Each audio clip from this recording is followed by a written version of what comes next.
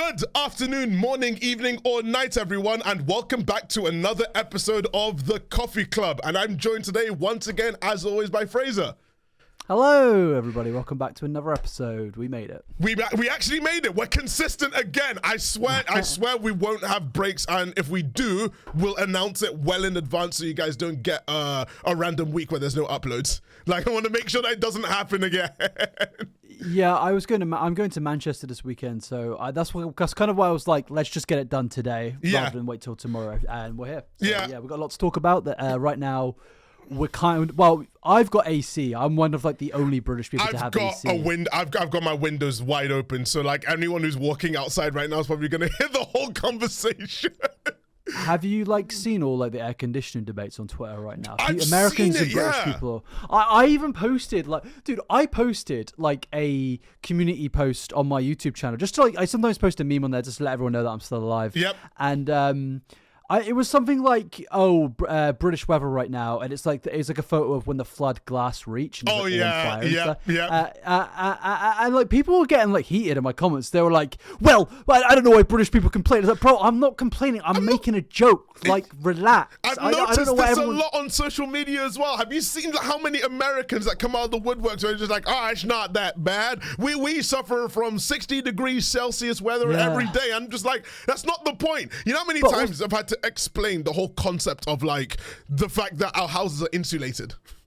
I also had someone comment being like, it's hotter in Texas right now and it's considered colder. I googled it. They're actually chatting shit. It's like 23 degrees in Texas on the day they're saying it. It was 35 degrees. And but look, I don't deny it. People in Florida and stuff like that probably have hotter weather.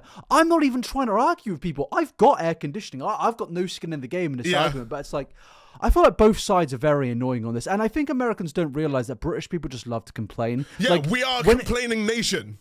When it gets cold, they're going to complain. Like, when it gets cold, British people will complain. Like, there is not... Maybe spring is like the only time of the year where people actually are like, happy with March and April. Yeah, April I'd say is a good one for sure. Like, April's like in the middle, and you can kind of deal with it. I think the scary part though is the reason why people also aren't clocking the true reason why we're complaining so much, especially now, is because it's too early. It's too early for this weather. Like, this is May. Normally we have this weather in like mid-June, but it's like May's not even over yet. We're already getting 35 Celsius. I strongly fear we might get a repeat of 2022 when it went up to 40. The average temperature, so get this, so 2 days ago it was 35 degrees. Yesterday it was 29. Today it's 31. Yep. The average temperature this time last year was 13 to 14 degrees. Like, come the fuck on. Dude. You can say that it's like, we're being pussies, but we're just not used to it, man. Like, we're not used to it. Even like, I have AC, as I said, for the 5th time now. Mm-hmm. But like, even that is sometimes struggling, especially where I have to record and stuff, because I've got so many lights on. I've got my nobody told me that OLED monitors get hot. I didn't realize that was a thing. Oh, they're getting hot. They do. They're hot. They're hot at the back because it's like so much radiation around me, man. So like, and my PC as well. My PC is in like the one. So you see this ledge here? My PC is on this ledge next to the window. Yeah, no, streaming is always hell for me because I don't like to get, I don't like my noise to be projecting out, so I close my windows, but also I have a light that's shining in my face, and I have a high-end, high-spec PC that's unfortunately on the ground right now because I forgot to get one of those stands for the PC, so every time I'm streaming an intensive game, it's cooking in my room. In fact, I had an ad break on one of my streams, right? Opened the door, went downstairs, got a drink, went back upstairs, I got greeted with a blast of heat like I was in Africa again. I'm not lying. Like, I literally opened the door to my studio again, and I got hit with a blast of heat. Like, the most intense blast of heat I've ever had in my entire life was exiting the plane when I went to Nigeria. Yeah. How's the heat comparing to? Because you went to Nigeria last year, right? Yeah, I went to Nigeria last year and also went to Nigeria in 2023. And the Nigerian heat is this is child's play compared to Nigerian heat. Because Nigerian heat, there's no breeze whatsoever. Nothing. But the thing is, the house that my dad made sure that every single one of the rooms in the house in Nigeria, it has god-tier aircon. Like, the aircon, I'm not gonna lie, it's colder sleeping in my room in Nigeria than it is in the UK sometimes. Because of the aircon. Like, having good aircon pays well. That's a recommendation this summer for anyone in the UK. I don't get fans. Try, and I mean, if you can, for the price of a really good Dyson fan, you could get LG aircon, and it will do so much more for you. It will do so much more for you. The moment I buy a house, I'm getting like actual like AC units installed in every fucking room. Yes, like, it's unconditional. As at least in my office. Like, and I'm not talking like a fan or like the funnel thing that goes out of the window. I'm talking like an actual unit like an actual unit you put on the wall that you like drill into the wall. Then you need one of those because, man, I'm not gonna lie, the fans I've had my fair share of like fans, like one of those the bladed ones and everything. I don't like them. I really don't. They're okay for like a little bit, but like they break really easy. They break super easy. And they also like they just like they kind of like stop being as good as when you first get it. It is nice, but like bliss. after a month. Yeah, after like a month, it kind of just starts to get worse. And I mean, it might be the dust and everything, because I remember. Yeah, that's it. I remember getting a fan from Maplin, and it was a bladed. It was like one of the spinning bladed fans and everything. I got it from Maplin. It was fine for all of 3 days, and then after about 2 weeks, it was just blowing dusty hot air back at me. Yeah, it was such a bad investment after the fact, because I tried to go back to Maplin to get a better one, like one of them standing up Philips ones, and they're all sold out. Yeah, all of them. Because everyone's getting it. Yeah, like if I go onto Amazon and I search AC unit, the portable ones are like in American numbers between $350 and $500. Jesus, yeah. Yeah, I would say like if you have an office or a bedroom, like it's worth it for like that. But like if you, how much is like actually like getting full on AC installed? I would say an AC unit will probably set you back about 500, I think. No, but I'm talking like full on AC, like full on built into your house AC. Built-in AC. Oh, if it's in every one of your rooms, like. I'm talking like probably like $5,000, right? Really? Hang on, let me look. No, look, the ones it cost, and I know the one that I have, it costs £529, which is about what? Yeah, no. Wait, link. Hang on, it's the LG Dual Cool Pro Smart Wall Mounted Split Aircon. That's the one I have in Nigeria. That's cold as shit. And hold on. Oh shit! Yeah, yes. LG Dual Cool that is the one. This has turned into the AC podcast. Yeah. Sorry. Yeah, no, I'm looking at it right now. It's 529 quid. And but the thing is, if you want it on multiple rooms, that's when it gets spenny. It gets spenny when it's like you want it on like your living room, your bedrooms, and everything. That's when it gets spenny. But if you want just one in your studio, yeah, 500 quid, and you're set. It's not bad. That it really isn't bad. It's a good investment.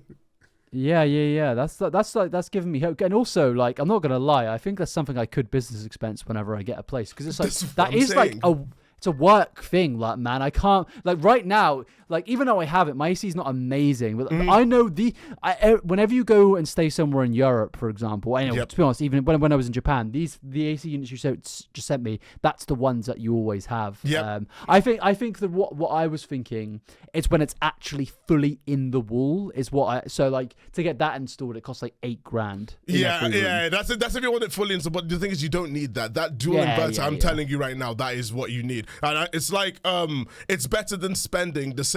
I think the only problem is that it's the United Kingdom as well, so it's like you'll only need it really for 2 or 3 months of the entire year. Then it's just misery the rest of it. I mean, you say that. I have my AC on honestly like over half the year. I sometimes have it on in the winter. I just like being cold. I'm much more of I am a cold person, but I like the heat when I'm actually trying to relax. But if I'm trying to work or sleep, I like to be cold. Yeah, no, that makes sense. I think for me, it's also like I like the kind of breeze, but at the same time, it's like, man, I think one thing that I would kill for, especially right now, is just like some rain again, especially with how hot it's been. You need a specific type of rain. You know that kind of rain where it's like, it's not cold rain, but you can still feel like the warmth and everything, but it's pouring down.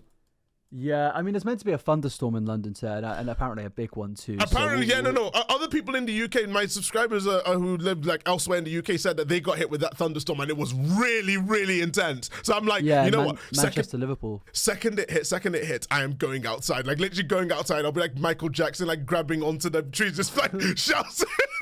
It's that scene at the end of Shawshank Redemption. You know, he's coming out of the hole. Well, it's just like the hole. I'd be doing that, but yeah, that's literally like the weather also introduced another side effect in my house. I had an ant infestation yesterday. Ooh, it was a really bad one. So what happened was that I noticed a few ants and everything, and I was like, okay, I mean, I'll probably be able to deal with it later. But then yesterday went downstairs to get scran, and about the hundreds of ants decided that my kitchen floor was where they wanted to have a rave. I saw them like crawling around the floor. Then I was like, oh shit. So I opened up the cupboard where like my sugars and my flour and all that, basically my baking stuff and like hot chocolate and stuff, there were ants there as well. So I was like, oh shit. So I literally went out my way to Morrison's instantly and got one of them ant bait stations. I got like, I bought like 8 of them. I think I might have overcompensated because I used about 3, and I remember going back to the kitchen a couple of hours later and they were swarmed with ants. Like those bait stations, there were ants everywhere. They were all swarming, like putting stuff there. How did they get in? Was there something that they could, like, was there like sugar out or something like that? No. I'm a clean freak. I keep my stuff like immaculate. The problem was just, I think in general, the house is the house hasn't been maintained. Before moving in, it hadn't been maintained for a year and a half. No maintenance in the house, so there was like cobwebs and stuff. Yeah. That's the problem of living in a house is like like in a flat you will not get any creepy crawlies, but in a flat in a flat you won't get any creepy crawlies, but in a house you like definitely will. Yeah, That's the one downside. I got like there was spiders when I initially moved in. It was like me and my mum fell ill from just cutting up the old carpet. Like the old carpet was so grotty. Like the first thing we did was we spent a lot of money on the new carpet on the whole house because when we went there it was so grotty. We had masks and gloves and we cut up the carpet. We still fell ill a day later. It was that bad. Because the thing is, before we moved in, the previous owner, they were an old lady that had gone sent to an old folks home like, a year prior. They hadn't, not even the estate agents, no one had gone to the house at all for an entire year before I moved in. So we still haven't finished cleaning. Did you get like a bargain then? If they were like... Actually, we did, because the initial listing was, I'm not going to say how much it was, but the initial listing was much more expensive than what we negotiated down to, because we went for a viewing, and when we saw the state of the house and what it was left in, we knew we had a big job doing it up and everything. So we were like, we're not paying this much. And they did accept eventually after negotiating. The negotiator. Yeah, legitimately, it was like art of the deal. But yeah, no. So like, we had this morning. I went downstairs just to see if the ants were still chilling around. I'm not gonna lie, those ant bait stations are so effective. Like I thought it was gonna be a meme. I thought the ants were gonna be like they were still gonna be there. There were no ants. All the ants had gone. Because apparently it's like a chemical in the bait station that like ants love, and they take back to the nest, and it eventually kills them. And I'm like, I low-key feel really, really bad. I feel really, because the thing is, ants are technically pests, but I would have loved another way to just get them outside, because I didn't want them in the kitchen where I'm trying to eat. In the average anthill, there can be between 1,000 and 500,000 ants. You may have killed 500,000 living things yesterday. Oh no! It's genocide! Oh, that's shit. Fucked up, man. Oh no! No, it wasn't necessary. Obviously, the thing is now I sound so bad if I'm just like, it's necessary. It is though. They're fucking annoying. Yeah, I know. Like, have you ever seen an ant hill? I've never seen an ant hill. I haven't seen an ant hill, but I've seen just lots of ants gathering. Just let me quickly. I should. There's like, isn't there like specific, I can't remember what African country it is, but there's like these really mad ant hills that they stick right up. Well, it's definitely not Nigeria, because we would know. We get other problems other than ants. I just sent you a photo of it. Oh yeah, no, wow, I've not seen those. Yeah, no, not seen those. Yeah, I don't know what it is, because it does just say African termite, but it's not very specific, is it? Like, do you get them in South America? That's not very specific. So, Australia Africa, and they're like they can be 15 meters high. That's Jesus Christ! Yeah, no. If that was near me, I'd move. I'd move. They're termites, which I guess that's not. Termites are a bit different, yeah.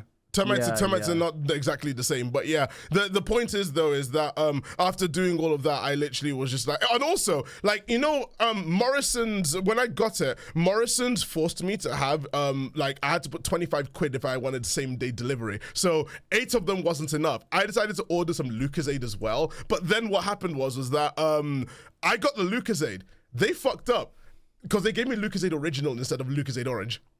So now I have to struggle with having I literally have it right now. I'm just like, I haven't had Lucozade Original probably in the best part of like 10 years. So I'm like, I don't think I've had that shit since I was like fucking 13. Oh mate, it's bad. It's so bad. And there was a pack of 6 of them. It's a pack of 6. I don't know what to do with them. What does the original even taste like again? I don't even know. It tastes like nothing, man. Like I thought orange was the original. Yeah, no, but it's not, is it? There's another one. I can't. Yeah. It's like I can't even remember what it tastes like. Yeah, I know what you mean. Yeah, because I thought it was like looking at it. I thought it was going to taste something like Iron Brew.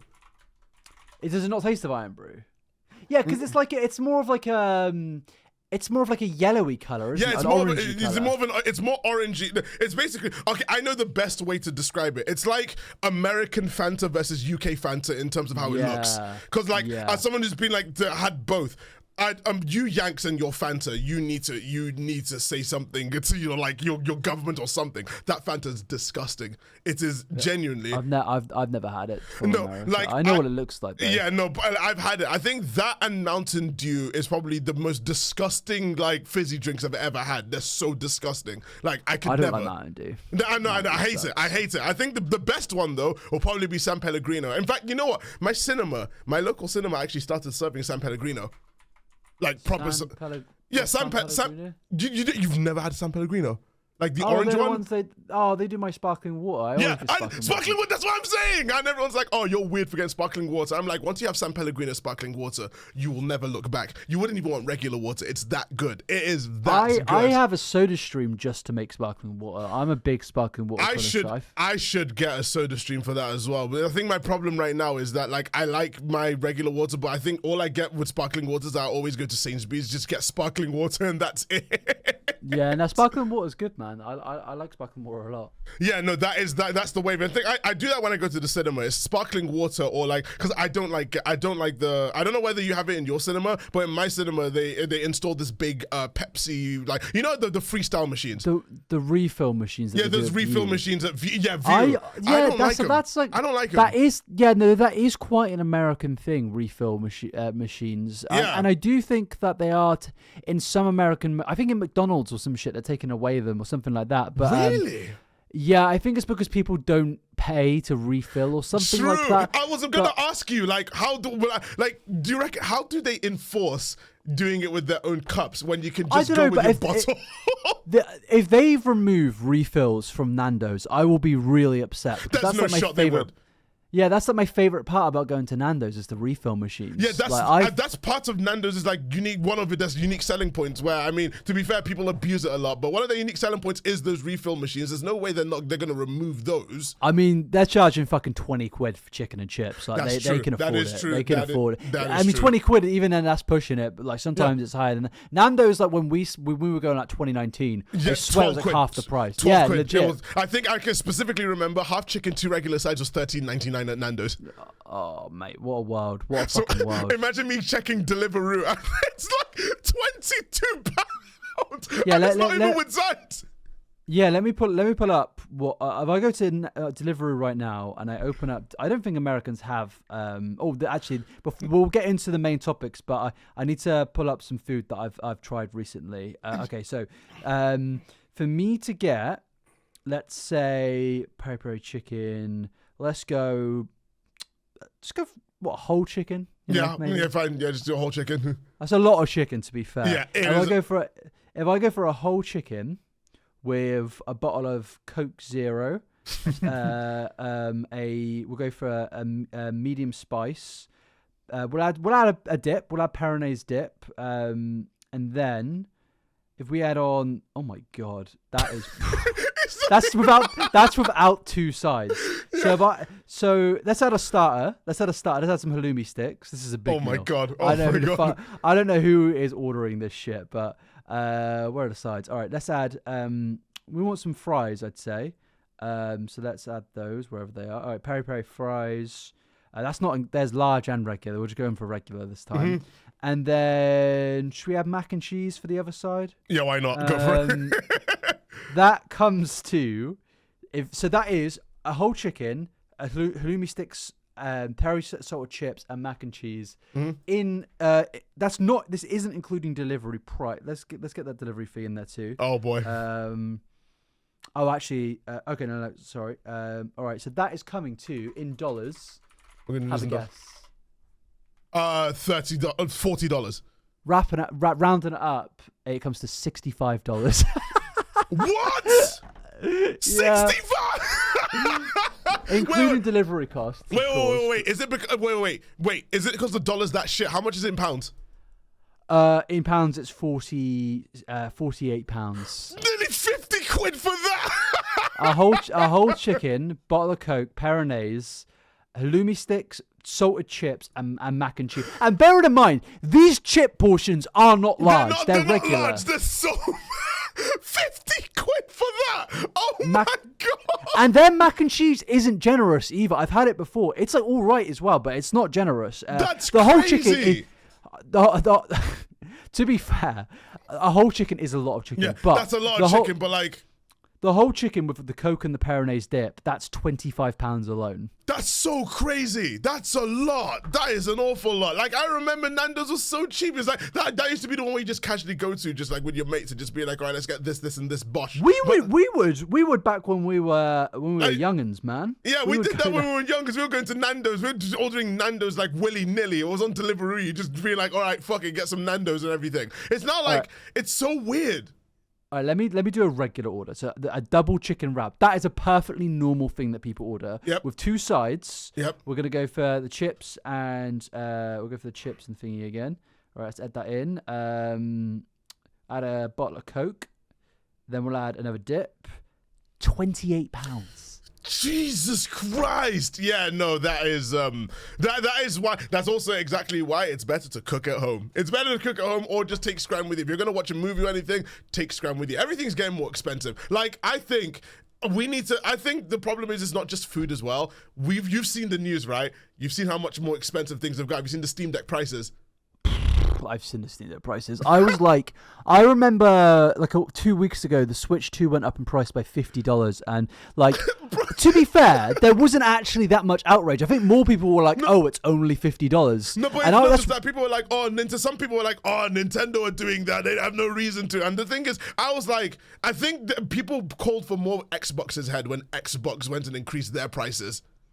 My favorite thing about Xbox is they increased Game Pass by like doubling it, and then they reduced it, but it is still more than it cost last year. It's more than it cost last year, yeah, exactly. And I know they reduced it, which is nice of them, but still, like... I mean, that's the thing, though. It's like the same thing where it was straight up illegal to do, where you're like, you increase the price, then you decrease it while taking the good PR saying you decreased it, but it's still more expensive than what it was before. Yeah. Which is kind of fucked. And with Game Pass as well, like, that is one thing that isn't affected by RAM prices. Like yeah, there's no reason to do. Like, I do love this thing that a lot of these companies love to say as well. It's like, I think everyone is usually on the side of Steam because they usually are very like... 9 times out of 10, Steam have done good stuff for the industry. I mean, I think the bad stuff they've done is as a result of their games, like, gamble, like the whole gambling thing with Team Fortress 2 and CS and everything. But like, they objectively do good stuff for the community. They bat for Linux and everything. They have a good service for their games. They offer Steam sales. The Steam sales used to be better, but they still do Steam sales to begin with and everything. And it's a decent deal. Like, Steam objectively do good things for the industry. For the context of the story that we're now going into, so I'll just read this headline. It says, Valve has announced that the Steam Deck is the latest piece of gaming tech to receive a price increase, with both models increasing in price by over 40%. Bearing in mind that the first Steam Deck these are for the Steam Deck OLED only, I think, but bearing in mind the Steam Deck OLED came out about 3 years ago. From today, the 512GB OLED model is now $789. 700, yeah. If you're in Canada, that's 1,100 Canadian dollars. 1 terabyte. No, that's for 500 gigabytes. No. Should tell them the 1 terabyte one. Oh, so the 1 terabyte. Oh my god, the 1 terabyte one, however, in US dollars is $949. That's the cost of a Valve Index. I bought my Legion Go last year for less than that, and that was still too expensive. But I got it on a good. I got like 20% off on like a new buyer's purchase thing and stuff like that. But like. And that came out last year. Yeah, so exactly. 1,349 Canadian dollars, 900 euros, 779 pounds. Before today's announcement, the 500 gigabyte model, for context, was 549, which was a good deal at the time. It was one of the best deals you could get at the time. I remember people jumping the Asus, the ROG Ally. Because the Ally was like nearly $1,000 and everyone's like, this is a shit deal. We'd rather get a Steam Deck. The Xbox one that came out last year. Yeah, that's the Xbox one. Yeah, but that's the thing. I was between that and the Legion Go 2, and I got the Legion Go 2 because it's bigger with a bigger screen. But maybe Xbox we're not ahead of the curve on that. But the only thing I can think is maybe the only reason they've done this is because they know the Steam Deck is kind of on the way out, and they've got the new products that they've got the controller that's come out, they've got the new headset coming out, and then they've got the new PC coming out that they're So the only logic in my mind is that they are almost trying to get people to not buy the Steam Deck as much so they have more RAM availability, maybe? I think it's simpler than that. I think the RAM is just that. I think the RAM market is just that cooked that they could not, because they can, Valve, I don't think they can afford to be a loss leader anymore with their stuff. So the dream of having a Steam machine that costs $700 is not happening. Like, I'm more worried about the price of the Steam frame. When the Steam machine got announced, I think everyone was thinking $500, $600. No, but that's the thing. Linus Tech Tip said it'll be $500 and $600, right? Even at the time, Valve were like, "Oh, really?" Yeah, no. Apparently, I Valve remember, and they were like, "Oh, I don't know, man." I mean, it was already going to be a bad price because of this AI and the RAM thing. But now I think that's why they haven't released any form of like release time for the Steam machine and the Steam frame, because they're like, shit. We're in a bit of a bad spot here. We can't release it with these prices. Like, if it released earlier, it would have been fine. But it's crazy that the Steam Deck now costs the same as if you were to just get a Valve Index. Like, they were constantly guaranteeing. They even have a guarantee saying that the Steam frame will definitely cost less than the Valve Index. For context, the Valve Index costs £949, right? And $999. The only one that I wanted out of these Steam products was the headset, because I wanted that headset so bad. I have the Index, and it's a great product, but it's fucking massive. It's a box in your head. Yeah, it's like, and it's also just annoying because there are so many cables. Like, good God, no. I just want to be cableless to a degree. Like, yeah, I think the Index having such a big fat cable, it's fine for me because I've cable managed it for the most part. But I had one incident last week when I was in VR that I got up from my chair and accidentally stepped on the cable and yanked it out by accident, which just switched off my headset. And in that moment, I was like, God, when's that Steam frame coming out? Then I realized that even if it was to come out, it's not coming out at a reasonable price whatsoever. There's no way. I will actually genuinely be so surprised if Valve say, screw it, we'll do it live, we'll launch the Steam frame at a low price just to see if we can hook into like the meta audience. I don't think it's happening. Those RAM prices are too high. I think maybe half a year ago, maybe more now, actually, maybe a year ago, I think Sony were planning on, just from the coverage I've watched, I genuinely think Sony were considering announcing at least, whether they show a trailer or development, just announcements of the PS6. I thought so too, yeah. Because they've announced their next console. They've announced that. I think it's also just because with PlayStation especially is that let's put this in perspective. The PS4 and Xbox One were announced in 2013. The PS5 and the Xbox Series, such a shit name, but yeah, the PS5, that generation, came out 2020. We are in 2026. That new consoles will be out by next year, and it doesn't feel like. Tell me right now, does it feel like it's a new generation? It doesn't feel like it.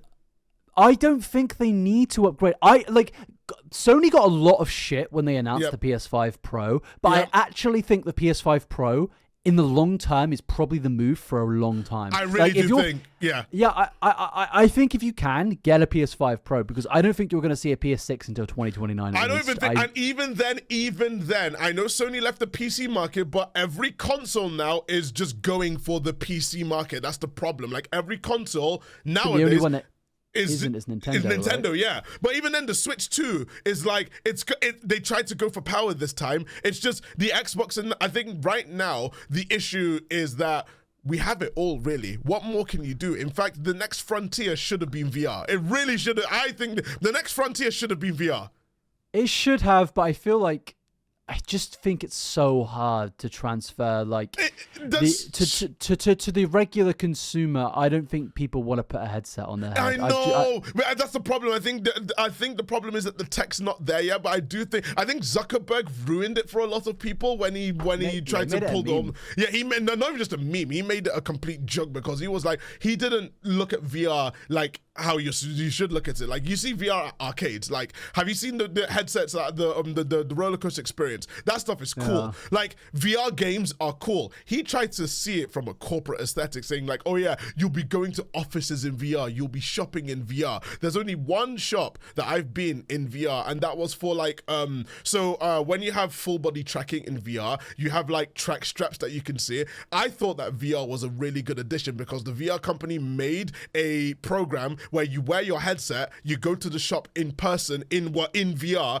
and you can actually physically see what it would look like, and it's scaled properly, so you can see how it will look when you buy it. I thought that's cool. That's cool. But the thing is that Zuckerberg was so focused on going to offices and everything, not realizing we already have things like VR chat, and we already have like games like Beat Saber and everything. I really think that VR, the reason is that the masses just won't accept VR because it's too niche and that kind of stuff. And also because of the Quest not being that powerful, we're just getting glorified mobile game tech demos. We had one killer app. Half-Life Alyx is the greatest VR game ever made. Valve never did it again. It didn't move the needle. That should have moved the needle.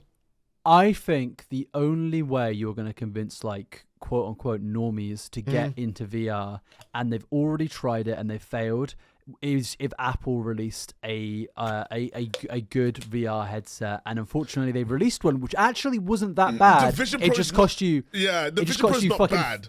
It costs $3,000. Like, no one's paying that shit, bro. And no one's gonna. And in specific use cases, because all I will say though is that the one underrated thing about like things like the Vision Pro and the Quest, like wirelessly, is that I didn't realize how much of a baller idea it is, because imagine playing on your Quest. I didn't realize this. I should have realized this like instantly, but I saw someone did like a sponsored ad read for the Quest and everything, and during it they went on a flight abroad, and then they just put the headset on, and they were just like recording themselves like playing games on the Quest wirelessly, because they didn't have to connect to the internet. They had the games installed on the device itself. That's what I want with the Steam Frame. And the thing is, I think part of it is also just the fact that it's a niche market to get into. Like, a lot of people go for the Quest. I think, here's my take.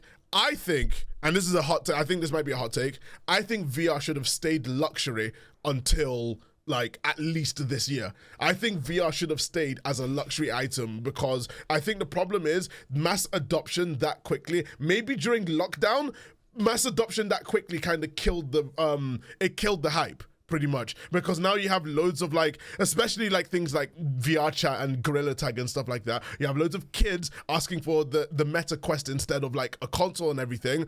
With what games?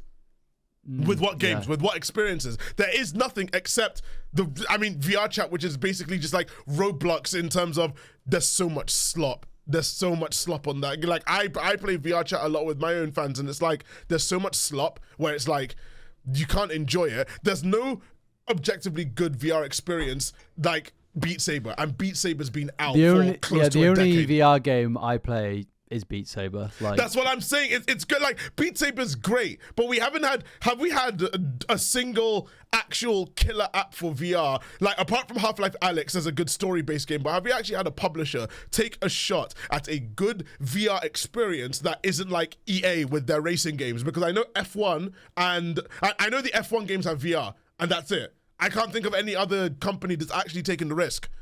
The people yearn for Guitar Hero to return. Oh my God! Don't even get me started. Epic would never do. The thing is, Epic would never do. They bought the company that made Rock Band. Don't say Epic Games own fucking Guitar Hero. They own Harmonix, which are the devs of Rock Band. Really? Yes, they bought them. They bought them. Wait, do Rock Band own Guitar Hero? No. Guitar Hero is a different thing. Guitar Hero is Ubisoft, I'm pretty sure. Really? I'm pretty sure. I swear, I might be chatting shit, but I swear I read they were considering bringing back. I don't know. Okay. So Guitar Hero was Harmonix, right? The original games were Harmonix. Harmonix splintered off from Guitar Hero as a brand to make Rock Band. They got bought by Epic Games, and they put what is essentially Guitar Hero in Fortnite. Guitar Hero is now in Fortnite. So you know Fortnite Festival? It's basically it's Guitar Hero.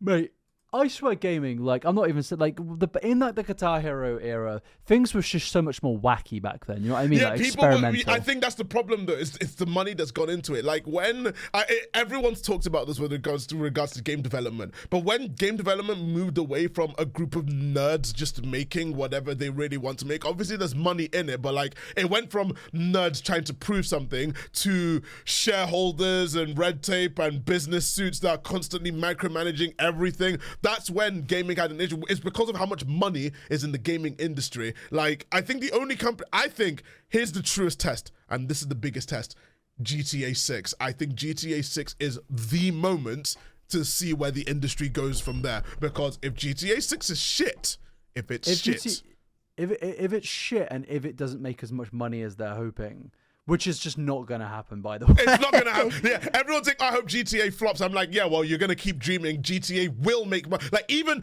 if it's bad, I really don't think it will be. I mean, it has a couple of things against it, like Dan Houser's not there, Leslie Benzies is not there, but considering what Leslie's done since leaving Rockstar with that Mind's Eye game, I don't think that's much of a loss. But yeah, no Dan Houser, no Laszlo, no Benzies.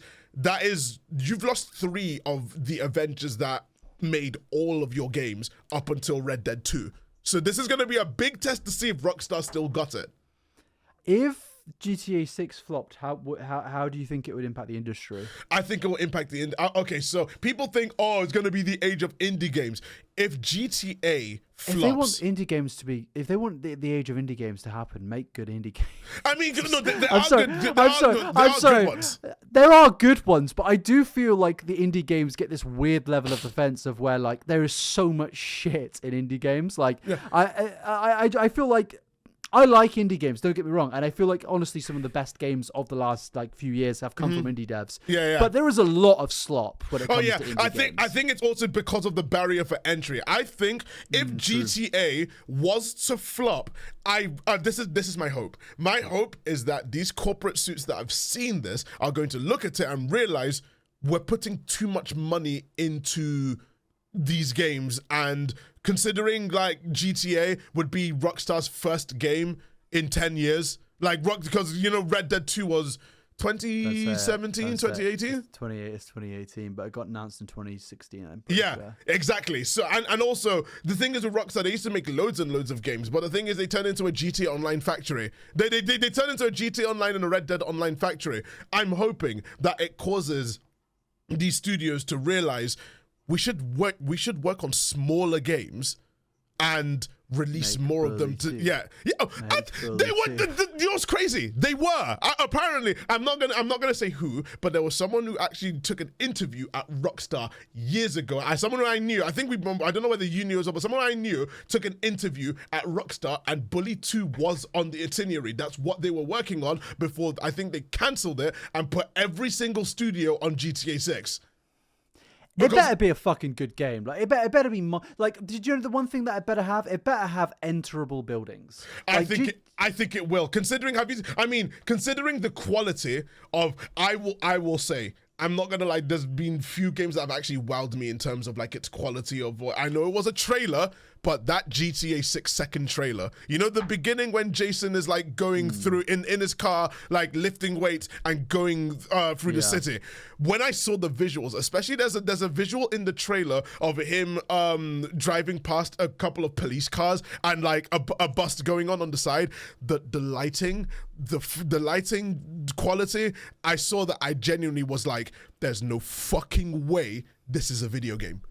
There's no way this is 60 FPS. There's no way. And the thing is, Rockstar said, and the thing is, I believe Rockstar when they say this, but they said that ran on base PS5. And I was like, are you for real? That actually ran on a base PS5. I am wondering, like, how is it going to... I think base PS5 and I think Xbox Series X. Yeah. I think there'll be a performance mode where it may not get 60, but I think it will get between 45 and 55. They probably will do the motion blur thing that they did on the Xbox 360 version of GTA 5 before they did the next gen stuff. But even then, because I know people are talking about graphics and everything, but GTA 5 when it first came out, I implore you guys, go watch a GTA 5 Xbox 360 thing. No, don't watch like a graphics comparison, but watch someone casually playing it. Like, I don't know, old Sidemen videos of them playing GTA 5 360 version. That game, objectively, compared to now, it looks like shit. It looks like shit. Oh my god, it does. You know what I mean? Like, we really take it for granted because GTA What 5... the fuck? What the fuck? I'm telling you, GTA 5, when it first came out, looked so bad. Like, you know, I'm gonna wait. I'll probably have this video on just like playing on the side. But yeah, when it first came out, I'm looking at these early videos. Right, they looked it looked horrible. What's crazy is the comments are saying this looks so good. It looks like shit. I mean, it looks shit in the grand comparison. I'm sure back in the day it was like fantastic, but like. It doesn't look good. Like obviously, again, that is because of our standards that have been developed over the last 13 years. But like, not just that, it's GTA themselves. Because remember, I think they had three next gen graphical updates because they had the PS3, they had the PS4, they had the PC version, and they have the PS5 version. So they've graphically updated that game so many times that to the point that I have GTA 5 Enhanced Edition, which is the one with the good graphics. It's not the same. It's not the same game. It's very much not the same game. And that's not even counting Red Dead 2. Red Dead 2 looks absolutely insane. So that's why I do believe Rockstar, because Rockstar tend to have the game look better than the trailers. We've seen this with Red Dead 2. I don't know how the fuck they're gonna pull this off with GTA 6. I want to see that gameplay video. As we were saying before the short intermission, I have no idea how they're going to pull off GTA 6 like that. Because that first trailer, I was already like, whoa, oh my god. But like, that second trailer showing the more detailed parts of Vice City and everything, and then they had that website. Do you know the website that showed all the aspects of like GTA with all the characters and everything? When I saw that website, I was like, this is gonna, I really think this is gonna be generational. And you know what's crazy? It was supposed to have released 2 days ago. I'm kind of glad. Release date.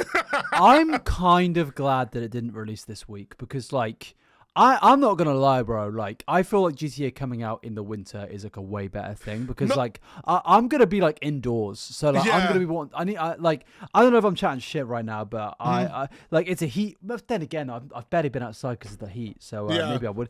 But I need to do my fucking job. So like, you playing GTA 6 will get like 2 weeks out. It will get exactly. That's why everyone's probably going to be on break. And also, GTA is historically kind of released around the holiday season and everything. Like because it will be so weird. Imagine if they dropped it. They had the whole marketing campaign and they just dropped it now. Like imagine they dropped it. Like that would be crazy. Yeah. When do you think they're gonna start? I think for the World Cup. Yeah, I think they're gonna start in the, you know how Xbox, you know what used to be E3? where he had like Xbox, the state of play. Considering we have Xbox's conference, then the big state of play, and the PlayStation, I don't know whether you saw this, but PlayStation announced the state of play 2 weeks in advance with live in attendance theater screenings for the first time since 2019. See that. Dude, they have to have something insane up their sleeves if they're doing all of that. Yeah, it's not. It's gonna be like it's not. I think everyone's gonna be expecting GTA 6 on the PS5 Pro, and then suddenly everyone's anticipating it's a big new reveal, and then it just says Persona 5 remake. I don't know. I don't think so. Actually, I think I'm joking. No. You joke, but they will Persona shoot 6 remake. Surely Persona 6 has to be there. Apparently, allegedly, I won't say anything more, but allegedly, we might be seeing it. We might be seeing something. I fucking hope so. Persona 5 came out like 10 years ago. It's been so fucking long. But remember, since then, they had 4R and 3R.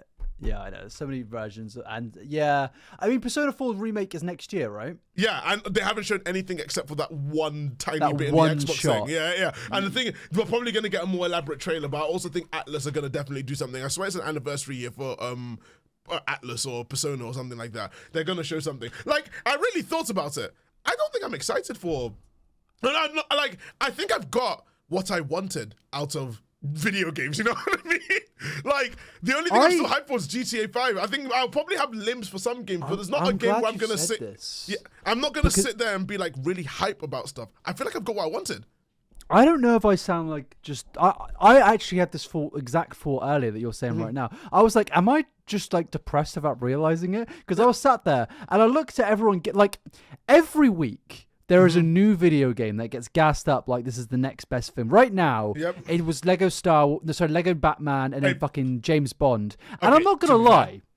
I'm sure they're great games, but I looked at them and I was like, I just have zero desire to play these games. And it's like, really? I don't know why. Like, maybe Lego Batman may. Do you know what I think the actual issue is? I own so many games that I've not played. The backlog.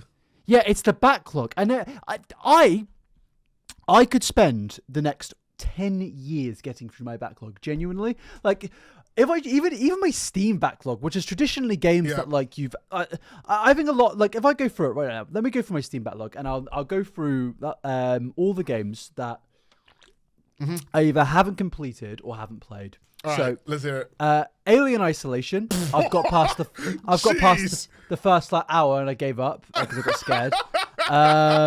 That's already 100 hours, dude. No, ain't nobody playing this game. I tried to refund it, but I did it too late. Assassin's Creed Shadows.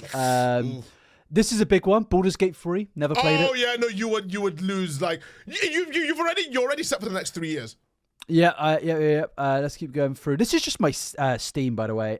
Crimson Desert. I've got about 20 hours in that, to be fair. Clair Obscur 33. I got about halfway through, and then I went on holiday. And you know when you kind of like you lose the charm. You open it and you're just like, oh. That's why I try and play things as like, you know, we either in one go or in like a week. Yeah, 100% that. Cyberpunk 2077. Dark Souls 3, Divinity Original Sin 1 and 2, Doki Doki Literature Club. Not sure why. I mean, you can bust that out in a day.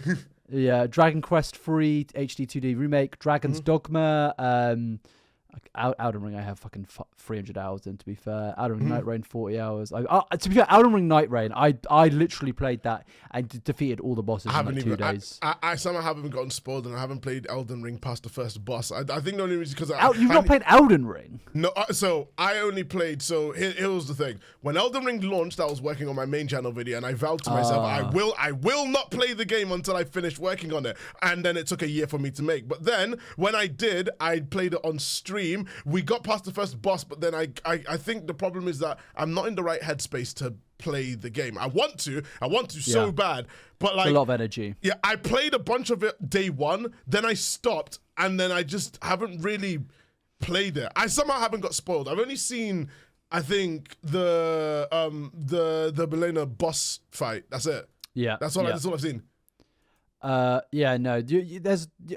I think it's hard to spoil. I think it's easy to avoid because there's not much like that much story element. To But it's one of the things that I really, because I can appreciate the game and I think I've seen other people kind of play it, but I want to experience it for myself. And it's one of them ones. Have you had that thing where you play a game that everyone's gassing up to you and there's like, I had it with Skyrim for like 10 years. Where it's like the game changing. You think the game, like people say, oh yeah, the game will change your life, but when you play it, you don't feel anything playing it.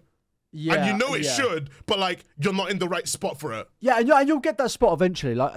So with me, Oblivion Remastered is there. I still need to play that. And then Skyrim I'd not played it longer than 5 hours up until last Christmas, and now I've got 114 hours in it. It's crazy. Then there's Fable Anniversary, Fallout 4, Final Fantasy Rebirth. That's probably my next big game that I'm gonna play. Yeah. Played the remake last year. Final Fantasy 10 and 10-2. Not played them. We're not even like halfway through, by the way. Yeah, you're F right now, yeah, dude. Like, and it keeps going on. Yeah, no, mate. This is going to be a weird one because I've probably got hundreds of hours in this game, but I've never played the story fully. GTA San Andreas. Ooh. Yeah, no. I believe it. I think you know what's crazy, and you know it's actually fucking crazy. I played so much San Andreas. I played so much of it, and it was only 3 years ago that I realized that Samuel L. Jackson's in that game, and he plays the guy. Like he plays. Well, I mean, he plays the. I mean, I'd say villain essentially, but yeah, that's Samuel L. Jackson. And I think you can tell with his voice, but I didn't realize until I went and I think I rewatched some of the cutscenes from it, and I was like, is that Samuel Jackson? So I googled the game and it said Samuel Jackson's in the voice cast. I was like, shit, wow, okay. I didn't know that. Yeah, no, same thing with like my younger brother. Did you know like my younger brother finished GTA 5 before I did? Really? Yeah, no. How old was he when he played that? He was like he was about like 14. That's not too bad. I was 16 when I played it. I think for me it's because I had GTA 5 Frame 1, but I was online instantly. I was playing. I didn't really play much of the story. I think I got to the story, and at the time, I remember when GTA then launched on PC, I had it on PC, and I could not be asked to play Trevor's missions again, especially when he starts like piloting shit. I didn't have a controller at the time. I was doing KBM. Piloting helicopters on KBM is like pulling teeth. It's so painful. So I stopped and just played online. Yeah. Do you remember though when GTA 5 Online started and you'd get in like a hacked lobby and you get like 1 million? Fucking so funny, man. You get teleported to the yacht and it's like there's money bags flying through the air. And you'd be like praying, like you turn off your Xbox, you'd be praying to not turn it back on and be banned. Yeah, exactly. I did have that happen to me on one of my Rockstar accounts. It was literally like, we got teleported to the yacht, we were dropping money, and the thing is, everyone in the lobby was dropping money, so I was like, I should drop money too. So I went and I was like, so basically there's an exploit that still hasn't been patched. Well, I think it's probably been patched by now because they don't allow. I think they recently added Battle.eye anti-cheat, so they finally after fucking 5 years of like just not just that, they added it last year, so that's a full close to over 10 years of this shit, right? And they just added Battle.eye. I'm not gonna say who sent me it, but I remember a certain guy sent me a certain cheat thing on there. Yeah, there was like a. I'm not gonna lie, we had like, listen, everyone's gonna be like that, but considering we were only in private lobbies for the most part, bro, we were doing some like Man of Steel Superman fights with that crazy shit, like in 2023, right? Yeah. No, I think it was earlier than that, but we were like punching cars at each other and yeah. And we were doing that because we made sure to do it in like private lobbies and everything. We never, I think we never dropped money. All we did was that we had races. No. We had races, and we were basically doing like literally the third act of Man of Steel in the middle of the city, just punching lorries and cars at each other and like shooting them like they're bazookas and everything. That shit was fun. I think there was only one exploit that I remember that I didn't get banned for, but it was such an insane exploit that I was like, how did Rockstar not do anything about it until now? It was when you have a program, I think it was called like something to do with a bunker. If you had a bunker in GTA, you could do one of them missions that you take an item to the bunker and then it gives you money, right? But yeah, Rockstar didn't patch an exploit that let you choose the value yourself. So what people did was that you had the program, you typed in any amount of money, it could be trillions, and then just drive it, and it treats it as if it's an in-game thing. So you don't get banned because you're not dropping the money, you're doing the mission in the game. So it's like doing a heist pretty much, but the game programs itself to give you like 3 billion. I remember doing that once, and I still haven't used up all the money from that. I genuinely still haven't used up all the money from that. I mean, I think my account, where in 2019 when we started cheating, I think that I fully got my account wiped. Because I was not very coy with it, to be honest with you. Like, you were probably a lot more intelligent than me. I was coy with it mainly because I really loved using the Superman punch things. Because I'm not gonna lie, that was so fun. It was so fun. No, I really wish. I'm not gonna lie. Yeah. I'm not gonna lie. There were you may have stuck to private lobbies, but sometimes I'd see a car meet, and I would just fucking go in there and blow it up. I just fucking and I'd walk in there so innocently because they don't know what's about to fucking happen. And I just fucking punch one car and the whole thing. You know what? One car explodes in GTA. It's a chain reaction. Yeah. Yeah, no, I could never do that. I was a dickhead, but I wasn't that much of a dickhead. I think the only time I used it was like punching Oppressor Mark IIs out the sky. That's valid, to be fair. I kept getting killed, right? So I enabled God mode. I just flew up. They must have been shitting themselves. Because imagine seeing the icon of like one guy not even in a vehicle flying after you. I just did that, punched the Mark II, murdered him, and I kept spawn camping. I was such a dickhead. That's why he gets for being a fucking idiot that uses an oppressor. Oppressors ruined the game, by the way. Straight up ruined the game. That's why I'm hoping that okay, how do you think they're going to handle GTA Online on GTA 6? Just don't add flying machines with rockets. Like, it's pretty fucking simple stuff. I mean, like, in terms of progression, because you've got like 30. Yeah. Do you reckon they're gonna sunset GTA 5's online? They're still making so much money from that. I think they're just gonna have GTA Online 2. I think that's what it's gonna be. I mean, you mean I know GTA 4 had its own online as well, but the thing is, but they never called it GTA Online, though, did they? I don't think they did. No, I don't think it was like GTA 4 online or something. I think they'll just call it GTA Online 2 or something like that, because it is a little bit complicated, because there are people that have, I mean, at the end of the day, like, it is a separate game. Like, I would be annoyed if they even, they're not going to do this, but if they try to like transfer characters over, I think that'd be so dumb. I think with the fidelity and everything, because I mean, to be fair, it does not like we can have a test with like Red Dead and everything. I think the problem is though, GTA is such a huge cash cow that Rockstar has things like GTA Plus, which is a subscription service. How are they gonna pull shit like that off? How are they gonna do that? Surely someone's asked them the question, but mind you, they like. The marketing hasn't even started yet, so I guess they wouldn't have answered these questions. That's what's really funny about GTA. We got the trailer so fucking long ago now, like 2024. I mean, same thing with Red Dead, because people are like, oh no, Rockstar delaying the game and everything. What happened with Red Dead? Remember, Red Dead. And the thing is, Red Dead was a surprise announcement. Yeah.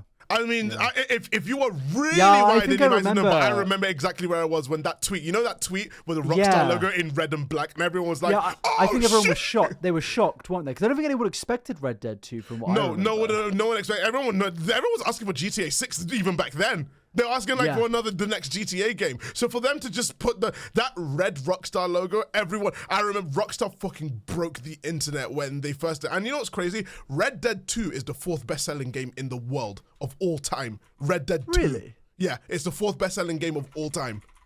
I didn't know that. That is crazy work. Red Dead 2 of all games. That's no, my friend. It's not 4. It's gone up to 3. 3rd, and that's only below, because we're not counting Tetris here, but that's only below GTA 5 and Minecraft. Yeah, what the fuck? I didn't know that. And people are telling me that GTA 6 is going to flop.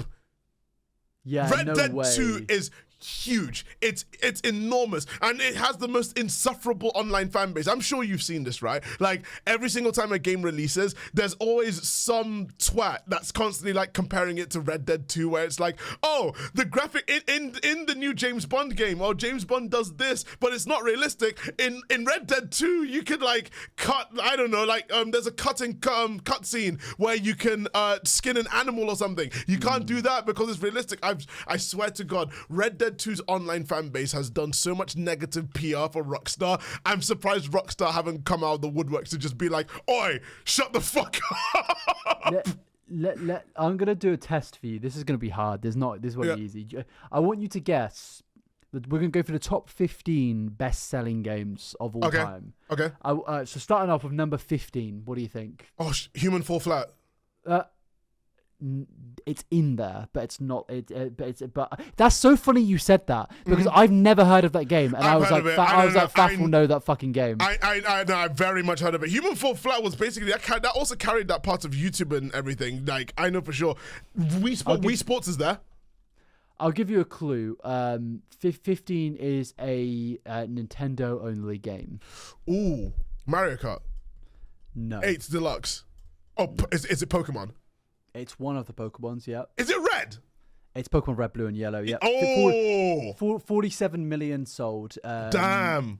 Guess 14th is also I know for 14th, I know for a fact, because I did research on this yesterday, kind of. It's Animal Crossing, isn't it? It's new. It's New Horizons. You know what's crazy? New Horizons did that much gangbusters, and it doesn't feel like Animal Crossing's all that anymore. Like the youths have gone. You've got Pokemon, Pokopia, and you got Tomodachi Life. Tomodachi Life, yeah. Yeah, like literally, I'm like Animal Crossing. Then again, Animal Crossing is the flagship IP for that kind of stuff. It's kind of crazy that they kind of squandered it though. Like they had literally Zero DLC.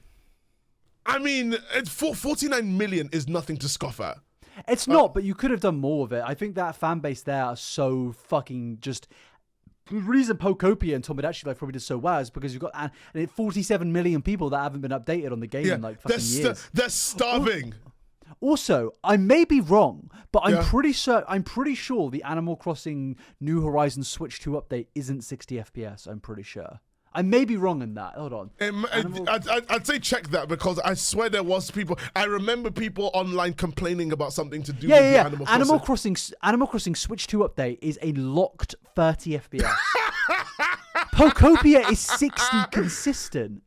How does that even make sense? I think it's just honestly, I don't know what they're doing. I don't know what they're doing in that one. I think they also have If Tears of the Kingdom could do 4K 60, but fucking Animal Crossing can't, what is going on there? I think I don't know. Maybe priorities. I really don't know. That's interesting. Like this. Yeah. Okay. What surprises me the most? Okay. Let me guess the other ones.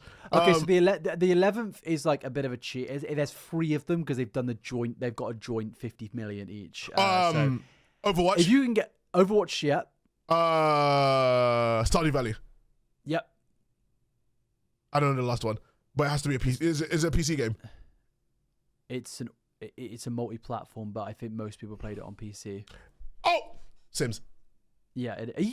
How the fuck have you got that? That's crazy. No. Okay, so about 2 days ago, a couple of days ago, I was researching about the Doom franchise. I believe you. I'm just impressed. I'm researching, like I do wiki speedruns on stream, so I know this stuff. All right. What do you think's 10th then? That's Human Fall Flat for sure. Yeah, 55 million sold. 9th was a big surprise. I didn't expect this to be in there, considering this is It's a Mario game, right? It's a Mario game, yeah, from 1985. Oh, so it's Super Mario Bros. Yes. No, sorry.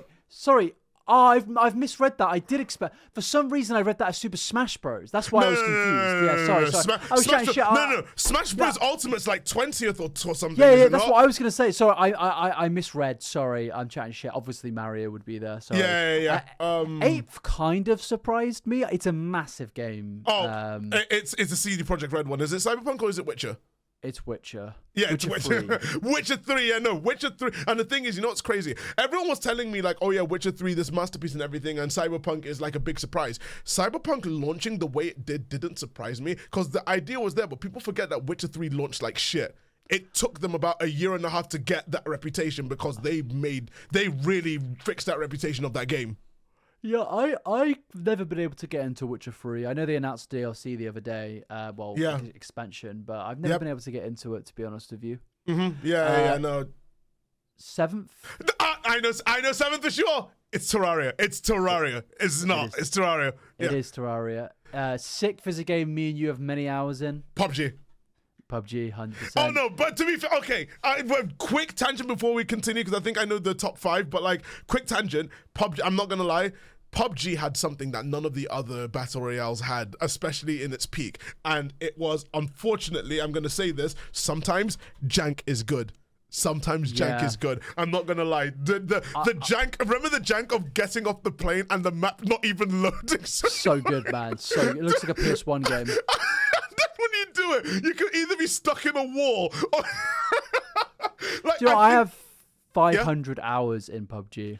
Man, I think I have much less than that, but man, those PUBG nights where it was literally like Mike spamming, we were like until 1 a.m. playing PUBG. What's crazy though is it right now has 600,000 concurrent players. It's still consistent. It's because PUBG does something that things like Fortnite do, and also PUBG is now free. I think PUBG managing to get 3 million concurrent and have the all-time record still, and it cost remember it cost like 15 quid. It was like 15 or 20 quid. Yeah, 3 million concurrent with a 20 like that's why it pisses me off that the goodwill is kind of gone. I remember the monkey paw cold so hard. I remember talking about Fortnite really early on, just being like, Fortnite could be a big one because Fortnite's free and has a cartoony art style. If I could go back in time, it's like we gotta go back in time and be like, stop. Yeah, no. I remember that game was such a sensation. Like 3 million in 2017 is crazy. Yeah, 2018. Sorry. No, but that's the thing. Think about that. Just like even Twitch back then. Like remember Ninja playing Fortnite Shroud. with Drake and everything, and Shroud playing PUBG back then. Them getting those views, playing that meant so much more. That meant so much more. They're like pioneers, really, of the scene. But yeah, that's why PUBG was like legit favorite. I could say that would be top 5 online gaming experiences for me at its peak. Yeah, it might even be top 3 for me, like RuneScape, PUBG, and GTA 5. GTA 5. I would say the Minecraft phases. When the Minecraft phase hits, it hits. I remember like full servers building everything. That shit was cash. I do miss that's the one part I miss about being younger and having that sense of wonder with Minecraft. I don't get that. I had it for a bit. I still have it. The only thing that actually interests me with Minecraft nowadays is like things like horror mods and shit. Yeah, that's the only thing that gets me. I watch the horror content on TikTok for like horror mods and stuff. Do you know I've seen the biggest piece of pandemic isms for video games. New World Eternum is in the top 10 for the most played games concurrent. It had 900,000 concurrent in October. And that game is dead. That game is dead as well. It actually is officially dead. It's dead. Amazon killed it. Yeah, they've got rid of it pretty much, which is apparently was a big surprise because apparently when they announced that, they actually had got the game somewhat back on track. There was a new DLC that got announced and it was doing pretty okay. And even late last year or earlier this year, they announced that it's no longer going to be a thing. I mean, the world does yearn for a MMORPG that is RuneScape. Yeah, I think RuneScape and World of Warcraft, even then, can you really count? I mean, World of Warcraft is still big, but is RuneScape bigger than WoW now? I say RuneScape is. I think it's its own thing. I don't think you can quantify it. WoW is huge. Yeah, that's the thing. Apparently OSRS has more concurrent players than WoW right now. But I don't know if that's true. No, I don't think that. I mean, no. It adds up because there's lots of idlers on OSRS. I mean, RuneScape is one of the most fascinating pieces of gaming ever because like a game like that to just consistently grow is so insane. Yeah, and also over OSRS. Yeah. And OSRS is a community-driven game, which is what's more insane. Like, even now in America, it's everyone's asleep and there's still 100,000 people concurrent on RuneScape. Like, that's impressed. That's OSRS alone. That doesn't include RuneScape 3. There are some games I wish that could happen, like Halo. So, but I'm not even gonna go. Does that not show there is kind of some level of like it could work? Because like OSRS did what Halo should have done, is it fed off nostalgia for the first couple of weeks and then it built on it. And now people say that people play OSRS for nostalgia. Absolute bullshit. Yeah, like maybe for the first week, but then after that you're actually playing a game. Yeah. And I think that Halo could do that. They have the opportunity to do that. You have like people nostalgic over Halo 3. You could, I mean, I know they're remaking Halo 1, but they've already fucked it in there being, I mean, the rumors are that they are going to announce some type of multiplayer for it, but that's the thing, some type of multiplayer. Like, what kind of, like, I think that's the crazy part, is that I said this in the first like comeback episode, I'm still one of the few people that actually like Halo Infinite. And you know what's crazy? You're on it now every now and again. It's crazy. Yeah. Like, I think the crazy part is also that like Halo Infinite is so dead that I see the same people playing the same matches in the same lobbies every other game. That's kind of crazy how dead it is. This can get us into one of our final segments, actually, because that reminds me of a game that has. We're talking of games that need to have resurgences. This game, arguably because of a Twitch streamer, funnily enough, has had a major resurgence, and that's Rocket League. And then on top of that, I can talk about Rocket League. Yes. And on top of that, they've basically announced Rocket League 2, but they haven't done the mistake CSGO or Overwatch did. Not really CSGO. CSGO. No. Okay. Overwatch. I think they made a mistake. Here's why. Do you think they should have called it? Do you think they should have called it Rocket League 2? No. Here's my take. So I watched that live. So basically, just for context, I am very much seasoned to Rocket League. I know a few of the devs there, so I'm not saying this with any form of bias. I know a couple of the devs at Rocket League, good friends with like two of them. But the point is that the community as a whole has been begging Psyonix, who are the developers and Epic Games, for a graphics update to the game. I swear to sorry to interrupt, but I swear to God, am I chatting shit? But I swear 5 years ago they said they were moving to Unreal Engine 5. I swear. Yes, 5 years ago. So here's the current situation and the current problem that Rocket League had. Rocket League was initially made on Unreal Engine 3, not 4. It's on 4 now, 3. Right? No. 3. It's still on 3. It's still on 3. It's still on 3. It's been on 3 since the game has launched, which has made it really difficult to mod. Like, by that I mean as in like custom stuff and everything. Unreal Engine 3 is so old that there's not many people that are like, you know, there for Unreal Engine 3. So the fan base, I mean, they didn't say themselves. I think it was a leak from an internal message saying that yes, we'll be working on an upgrade to Unreal Engine 5. This was 5 years ago though. They were saying this because Unreal Engine 5 would objectively do good things for the game. It's very accessible. In fairness to them, I think the game looks good considering it's on Unreal Engine 3. Yeah, no. The game looks amazing. And also, the unique selling point of the game is the physics. The physics, people think the physics is just like, oh yeah, gravity and stuff. The physics is literally the most difficult thing to get right. That's why engine upgrades are like... I make the argument is you could argue it's the most mechanically difficult game to play. It is the most mechanical. I think Rocket League now, especially with the recent updates, which I'll get into in a bit. Rocket League is the most skill-based game of all time. It's insane. I'm gonna say it's as much skill as chess. Like it's that skillful because there is officially there is no RNG in the game whatsoever. No RNG with the new the demo, the new oven with the demolition thing where you can choose it. There is no more RNG in the game at all. The only RNG, and even then it's not really much RNG. It's just the kickoffs and kickoff location. Yeah. That's the only RNG in the game. But everything else is skill.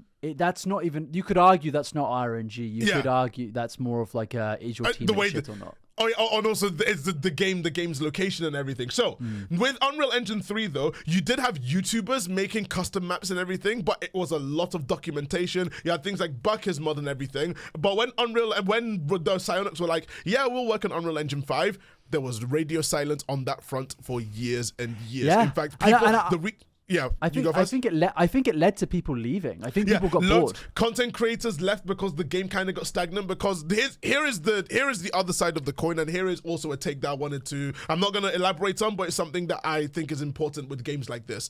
Rocket League is such a skill-based game that the physics are so hard to get right. They literally said, I watched a documentary on how they made the game. They spent years. They spent years on just the ball physics, because the ball physics is proprietary. It's not even just gravity and you're done. You know how many people have tried doing it? Like people tried, even Blizzard tried it with Lucio Ball, and it did not feel as good to play. Rocket League is like years of it feels good to play. It is the best soccer game to play. It's better than FIFA. It has better ball physics than FIFA by a mile. Yeah, it's the best ball game you could play ever. I'm gonna say ever. Now, so that's part of the difficulty in porting it to a new engine. But also they were radio silent and stuff like that. The problem lies in the fact that in a game as competitive as Rocket League, any drastic changes will split the player base. This is what happened with Counter-Strike. Counter-Strike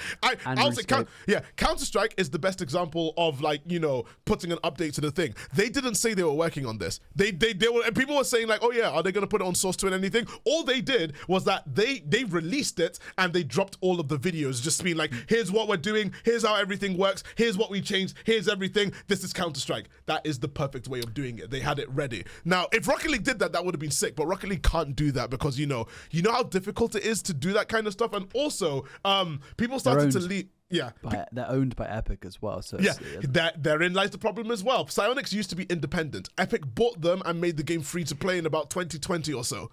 Is this the first Unreal Engine 6 game? Yes, Rocket League will be the flagship Unreal Engine 6 game. That is a major push of confidence from Epic, to be fair. And that's the reason why all the Rocket League fans like it, because basically, here was the problem. They siphoned off a lot of the devs from Rocket League to work on the Fortnite. To work on Rocket Racing, which was a side mode in Fortnite. They tried to fucking kill us. They tried to kill us. So they literally, a lot of people who were on Rocket League, the Psyonix team, went and made Rocket Racing, and and then they put Fortnite integrations and stuff like that. Like, if there was one thing that Epic does, is that Epic money does get good collaborations, but we don't give a shit about collaborations. They removed trading for it and everything. I remember when they did that, it just kind of felt that they were trying to kill main Rocket League. That's what all the fans thought, because they weren't giving any form of communication about things like trading or Unreal Engine. Trading was the big thing as well, because trading was a huge part of Rocket League. People think it's a niche thing, but trading is a huge part of Rocket League, like making your car look nice and everything. If you didn't use Bake's mod, you traded with people, and also you get so many drops that there's no point in using half the drops that you've got. Pretty much, my inventory is filled with thousands. I'm not joking, thousands of items that I just don't use. So you'll notice that Rocket League socials are constantly filled with them ignoring the hundreds of people saying bring back trading or do something with trading. And the reason why was because of the Fortnite integration. They're not going to do it because they want your money. They want your Fortnite money. Now, it got to a head when a couple of months back, Epic Games had the mass layoff incident.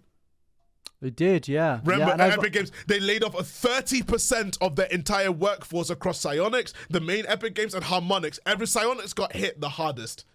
That's sad. That's why everyone was saying it's really bleak for the game. Everyone thought Epic Games, this is the death knell. And it's quite. Sorry to interject again. It's quite interesting though, because when that happened, I'm pretty sure Jinxie was playing for Rocket League, and I think he'd brought hundreds of thousands of new players to the game. Rocket League actually hid the player count for a bit because Rocket League's numbers. Did. Yeah, they were embarrassed by it. Yeah, Rocket League's numbers were dwindling. It was still a lot, but it was lot less than before. So they removed it. I'm pretty sure we've seen it go over the millions a couple of times, right? When it first went free to play, it was over 1 million people playing Rocket League. That is crazy. Remember how big that was for a game like Halo back in the day? Rocket League hit over 1 million. Yeah. Rocket League. I was like, this is what gaming is all about. But then the lack of significant updates, and then the updates being dog shit, was what caused people to be like, what's the point in playing Rocket League? It's kind of stagnant. It's the same game, right? So they hid the player count. Then Jinxie comes in with the game. He was like, because he did it with Clash Royale. He did it with Clash Royale. He put Clash Royale on the map. It was everywhere because of Jinxie, and that's the thing. In this case, normally people would be like, it's a bunch of other things, but in this case, it was purely Jinxie that did that for Clash Royale, and Jinxie got nothing in return from Supercell. Supercell didn't even acknowledge him, and Jinxie was like, yeah, the Jinxie literally said, I put you guys back on the map, and I get paid with nothing. So he was like, on to the next game, Rocket League. And he basically put a stimulus package on everything, and Psyonix know this. I think the good part about it is that Psyonix know this, because now in RLCS they announced Jinxie's getting a player anthem, a special decal, getting everything, and you also get a special thing if you beat Jinxie in a match in Rocket League. Psyonix knew this. Psyonix knew that Jinxie saved their game, pretty much. But not just that. Yeah. During RLCS, they announced that Rocket League is getting on Unreal Engine 6 from 3. 6. It's not even out yet. Unreal Engine 5 was released 4 years ago. When do you think it's going to come then? 2027. I can wait for that. I can 2027. But here that showed, like you said before, massive vote of confidence from Epic. They are using Rocket League for Unreal Engine 6. I wonder why, though. I wonder what made them realize that Rocket League is actually a thing that could be.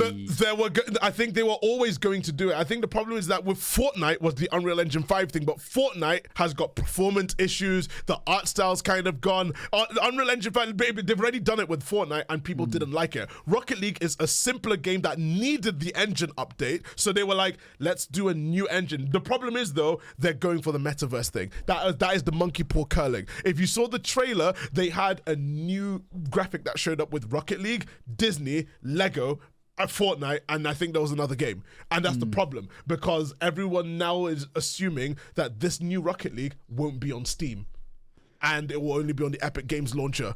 It probably only will be on Epic. Which is going to be a problem, because now Epic are really going in on the whole metaverse. Oh, wait, I'm going to lose my account then. I have to fucking use my Epic Games account. You already had to sync. That's why, when you played Rocket, when they did the Epic Games thing, they told you to sync. Your Rocket League account, technically speaking, is a Rocket League account. It's not Epic Games. I just don't want to lose my hours. I don't know how many hours I've got on Rocket League. I've got 1,519, I think. I've got 3,100. Jesus, what rank are you? To be fair, half of that is just left it open. I've got 1,500. The highest rank I've ever been is I was pushing Champ 2. That's it. But that's I think my highest one was C3. You've been Champ 3, right? Yeah, my highest one C3. I like of all time. It's not my fault. I play with fucking noobs all the time. Jesus. Oh yeah, no. Listen. No. You gotta play with friends. Don't solo queue. No, I do, and they're shit. No. I've solo queued Rocket League, and I've ranked all the way down to D2. When I play with you, we do well for the most part. Yeah, that's what I'm saying. It's like, oh yeah, I feel like Loki when it's like, oh, you must be truly desperate to come to me for help. Because it feels really nice. I will say, just before we get back on the point, it feels really nice when someone asks you for help because they know you're good at the game. So the other day, you have to show up. Yeah. The other day we were getting fucking slapped up because we were doing freeze, but we had a random in our queue. Yeah. And I was like, just fucking invite Thaf, please. Yeah. Please. No, I was in game. I saw the invite and I was like, yeah, you need me for help. So, because the thing is, I got all the season rewards this time, so I was like, I don't need to be in champion and everything. I got the season rewards. I'm good. But sometimes I'll play if I rise to the challenge. I was almost back in champ, and then I start I just start solo queuing. I don't know why I did it, and I'm like. I've fallen so far. I literally messaged my friend being like, I think I'm going to hit champ today. And literally that day. The graphic got all the way down. Literally lower than I was before I even started Jesus, yeah, no, it's like gambling pretty much. So yeah, Unreal Engine, the problem is we don't know how the physics go, because we saw how it looked. Well, they said this is in engine. Yeah, we saw how it looked. Fuck it. We saw how it potentially looked on Unreal Engine 6, and that's the problem. The way it looks like shitty foot. I unfortunately don't like how it looks. I love the menu in Rocket League. I love the simplicity of it. That preview of what they showed, where it looked like Fortnite, I saw that and I was like, Oh no! They're going all Fortnite with it. I really don't want it to. I really don't want them to go through that. But that is a massive vote of confidence that they really want Unreal Engine 6 to work this way, especially with Rocket League being a simpler game and all. I hope it's good. But I'm really worried. I didn't realize. I'm looking at the comments. They are actually getting kind of cooked for it in some. It's because of this. They're paying. So what? They're paying for the sins of Unreal, and I think it's normal gaming for, I guess, normies. I hate using that word, but they have seen Unreal Engine 6. They're already pissed because Unreal Engine 5 games turn out to be stuttery, shader compiling. Yeah, that's what I'm saying. A lot of people are saying, I can't wait to get 10 FPS in this. Yeah, so a lot of people are already at that thing of like the stuttery, like, oh my god, the performance is gonna be worse. We already like Unreal, like, just say what you want about Rocket League, it runs like a dream. And also, most pros play the game in low graphic settings anyway. Yeah. So Rocket League fans they're excited because it shows the devs care. But the problem is the general gaming masses hate Epic in terms of the launcher, and they don't like Unreal Engine 5. So them already going to Unreal Engine 6 is going to be a risk. They have to pull it off. Like, they have to pull it off. I see what you mean as well at the ending there, where they show their 5 main games, and Rocket League is now included in that. That's interesting. People are now worried that they're really, because Epic have been trying to do this metaverse thing. The fans the gaming community successfully bullied them once, but they're gonna try again. Especially considering that the rumor mill is that Disney want to buy them, or Disney want to at least have a big stake in them. Yeah, I keep hearing about that, and I would not be surprised because Disney and Epic just go hand in hand. They're going hand in hand. I mean, there's been the Cars collaboration. There's been literally the recent one's Ratatouille. Every collaboration ever, like they just added Ratatouille and everything. I'm like, what the fuck? I remember the first time I saw it, I was like, the fuck? What do you mean Ratatouille's in Rocket League? Yeah. But yeah, that's why I feel like, it'll be interesting. I'm sorry to interrupt. I bought the goal scoring emote. I'd never buy anything, but I thought it was a cool emote. There's only one thing I bought since Epic took over, and it was the Lightning McQueen bundle for. I fucking know Rocket you did. League. I saw you were using it the other day. I had the Lightning McQueen bundle because it also vexes people if you get scored on it. It says "Kachow." Like, honestly, I play Rocket League. It's psychological warfare. You play with the shittiest car with the most infuriating goal explosion and the anthem. It will tilt the other team so hard if you score on them. Like, I think my one, it goes like let them cook or something, and it's Ratatouille. Yeah, let them cook, or just have coaches go turn it up. If you get scored and that song plays, they will be so pissed because it's such an annoying song. So I like coaches, that song is annoying. But yeah, it's like I think that's basically just like the issue with, like, that's the thing with Rocket League. I think Rocket League is like, it's such a accessible game as well. Like, the esports is so easy to follow. You don't need to know about like how many terashits per gigafart this one player has. It's just car football, and that's it. It's so easy to watch. It's so easy to get into as well, and the skill ceiling is high.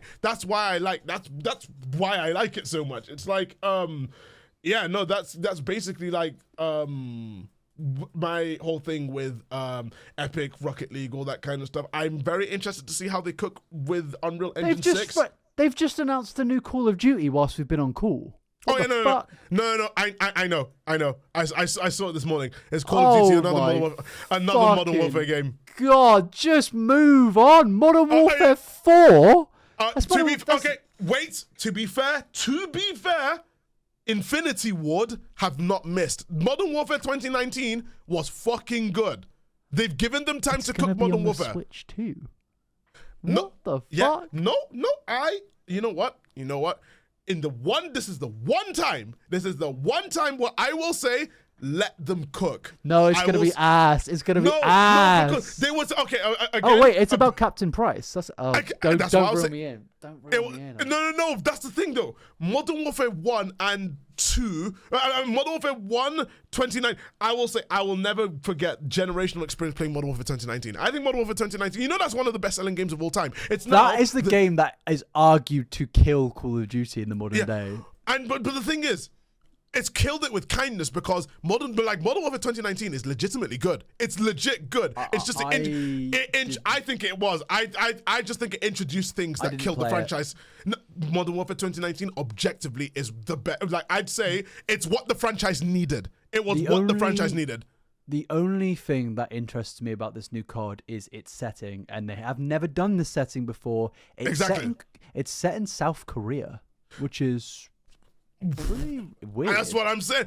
It's interesting, but the thing is, going back to the sales thing. Let me go check the sales thing, because what I remember, Modern Warfare, Modern Warfare 2019 is close to the best-selling Call of Duty game of all time. COVID tax. Like Black Ops 3 is the most It's got COVID tax though, isn't it? I don't trust that number. What's Modern Warfare 2 saying? It's probably high, to be fair. No, it's fuck all. It's nowhere near the top charts. Really? Yeah. Modern Warfare 2. I'm looking at it right now. So the only games that actually did well for Call of Duty post like 2019 is Black Ops Cold War. Really? Black Ops Cold War has 30 million sales. Does COD just kind of stink it up now then? Yeah, COD's been on a stinker run because Vanguard sold quite well too, but that is major. But remember, COD HQ became a thing, and COD started like ballooning because of Warzone. People stopped getting new CODs. Remember, Warzone. Modern Warfare 2019 was the last time that they had like a dedicated release of a Call of Duty game with new shit. Because when Modern Warfare 2019 came out, Warzone came out, and that was the problem. That was the issue. But yeah, no, I think, how long has it been? An hour and 30 minutes. Yeah, we'll wrap it up. Yeah, I think that was a good episode. We got a lot about it because we don't just talk about. We didn't even talk about single film. Yeah, I did actually see Obsession. Finally, and also on the YouTube side of things as well. I'm going to be seeing Backrooms literally tonight. As of the recording of this, I'm seeing Backrooms at midnight tonight. And have fun with that one person that's in there. I made a tweet, and when I bought the tickets, I made a tweet. I was just saying for viewers who don't know, I made a tweet. There's only one person in my screening. That's not me, and they're sitting at the back. You should go sit next to them. So I did legit. If I'm there late, I might just sit next to them, and just be like, "Hi, how are you?" But yeah, no, I will be seeing Backroom. So by the next episode, or at least is that a fucking ice cream van timing as well? Dude, there's ice cream outside as well. Dude, there's ice creams there. But yeah, I think it's a good time to end. Thank you guys for watching this or listening to this episode of the podcast. As always, follow our letterbox because I'm active on my letterbox in terms of films that I've watched. Like last night I watched The Mummy and everything. But yeah, follow us on Letterboxd and everything. Thank you so much for watching and listening. We're going to start trying to clip this thing up. Now we're getting more consistent with it. Share clips and everything. You can use the YouTube clip system. And also, if you have the hype button, use the hype button as well. Hype this video up. But thank you guys so much for watching and listening to the podcast. And we will see you guys in another one. Bye, everybody. Bye.